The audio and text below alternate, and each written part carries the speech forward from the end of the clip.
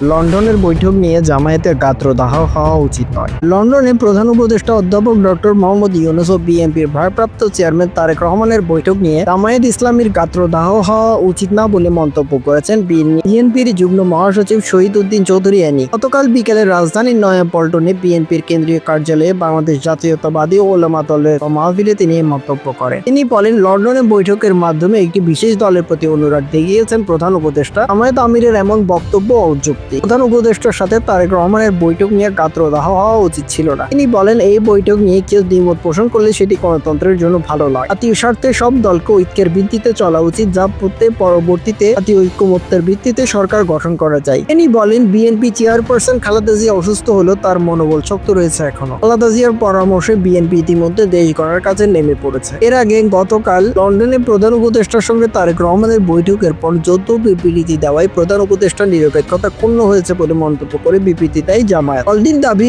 এর মাধ্যমে প্রধান উপদেষ্টা একটি দলের প্রতি বিশেষ অনুরাগ প্রকাশ করেছেন, যা তার নিরপেক্ষতাকে ক্ষুণ্ণ করেছে।